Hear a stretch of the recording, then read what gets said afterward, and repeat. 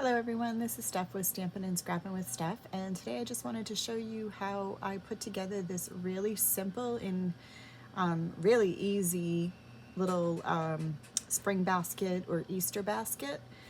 This is the version that I am preparing for my Stampin' Friends blog hop for March, and right now I don't have anything stamped or embellished on it, so I just wanted to show you quickly how I put this together. So for this particular one, I used the Bumblebee in color, which is retiring when the new annual catalog comes out in June. For the demonstration, I'm going to show you in, I think it's Fresh Freesia. That's the newer or current in color that will be staying. So you will need a full sheet, 8.5 by 11 piece of cardstock. And then you're also going to need 4 pieces of DSP in any pattern that you'd like. This one I am using, let's see, what was the paper? From Pansy Petals. That is in the current annual catalog, and this is the pattern that I used. If you flip it over, this is the pattern that I used to coordinate with the Bumblebee one. Okay, so you can create different layers and emboss and, you know, do all different things with this box. I just, like I said, I kept it simple, kept it quick when I was putting it all together. So the first thing I want to do is take my trimmer out, and I'm going to slide my paper to the right, and I want to make a cut at 1 1/8. So I'm sure, like the zoom, there, 1 1/8. So you won't be able to see the bottom edge of the paper, but 1 1/8, if you're using the Stampin' trimmer, it's the second line after the 1. So we're gonna snip that off. All right, and then I'm gonna turn the paper to the landscape or horizontal, and the 11" is at the top. So I'm gonna slide it over, and I wanna cut at the line right before the 1/2 inch, which I believe is 7/16. Because, let me see, where's my little piercer? All right, so you've got 7, and then the small line is a 16th, then you have your 1/8. So if you count the lines, it'd be 1, 2, 3, 4, 5, 6, 7. So 7/16. And you're going to trim that. And you're left with 2 pieces. Oh, I need to change my blade. So this one I'm going to set aside. I didn't use it in my project at the moment, but possibly when I begin decorating, that could be something that I will use. Okay, so now we're going to create the scores for the box. And what you want to do is line it up so that you're at the same 7/16, but it's 2 7/16, and hopefully I'm calling that measurement correct as I second guess myself. So I'm going to score, and then I'm going to turn the paper a full 180, and I'm going to score at that same spot.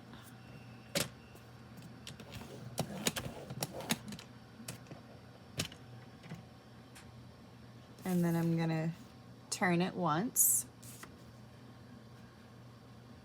and I'm going to score it again. So basically the same measurement all the way around. Oops, that one's in the wrong spot. Let's do that again. All right. And one last time. My little score blade fell off.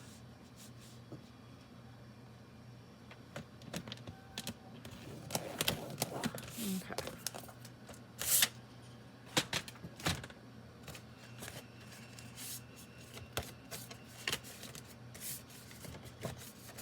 Then we're going to fold all the score lines as I realize I did score in the wrong spot.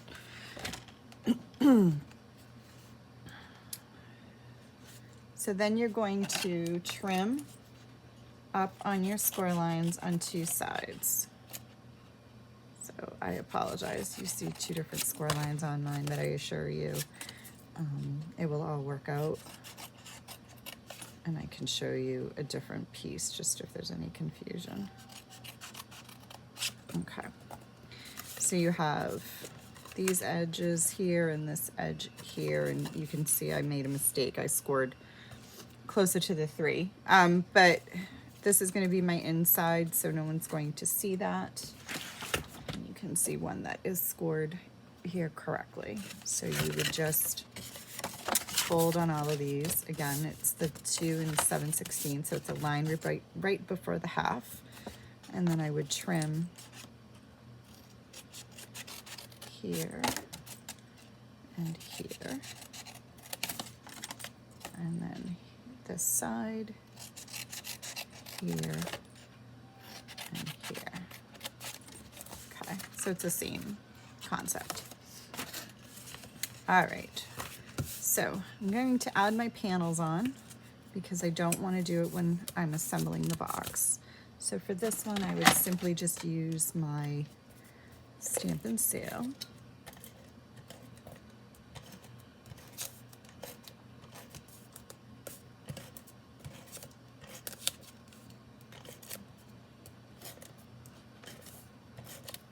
Now, when I first started doing this, I wasn't sure how the measurements were going to be, if it was going to be too small of a box. I might even try to design it slightly smaller. I wanted to use the box maybe as a treat holder to give to some co-workers. But either way, it is a decent size for a little treat box. All right, so we're going to, there. All right, so now we have the 4 corners, have our little designer series paper. So now I'm going to take the strip that we cut beginning. So you can trim this down if you feel like the handle is too tall or too long. This is the full 1 1/8 strip by 11, and so you can see, you know, how it sits. I decided to leave it the length that it was because I wasn't sure how much I would fill, and you still want to be able to carry it. So what I did was, because it's 11, I'm going to mark a 1/2 inch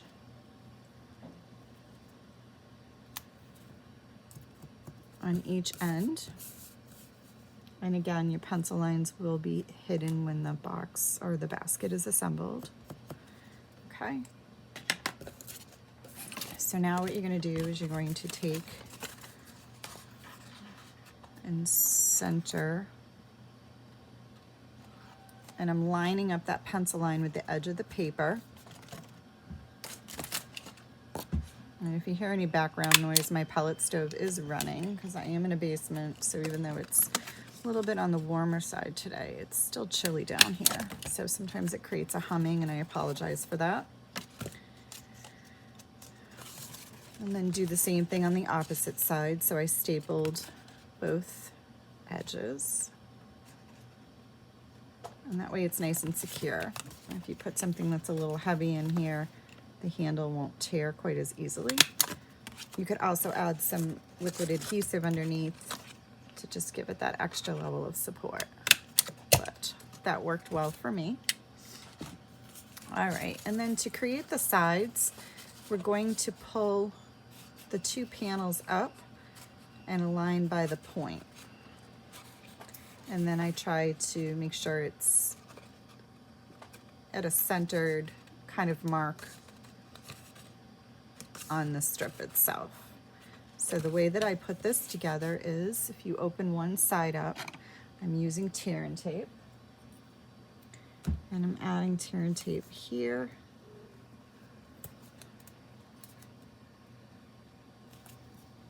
and on this edge, and then the same thing on this side here,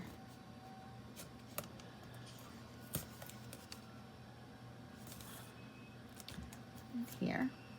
Okay. Now I'm going to turn it because I found that it works better to put it all, I'm going to turn it 90 degrees. on before you assemble. So I'm going to put it here and here. The same inner and outer edge.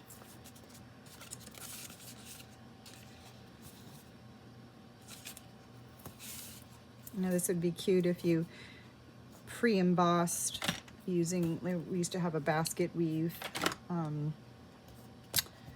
embossing folder, or like even like we have a new one, the gingham one, that would be cute.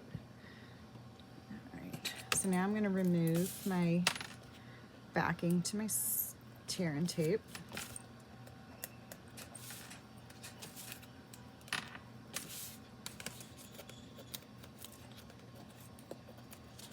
I will include my blog post link within the description below. That way you can have written directions as well on how to make that, and you'll see the completed project on that post as well.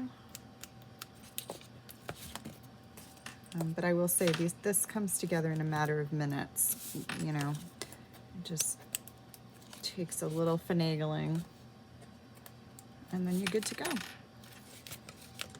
All right, so now I've removed all the adhesive on all four corners, and then you just bring up your sides.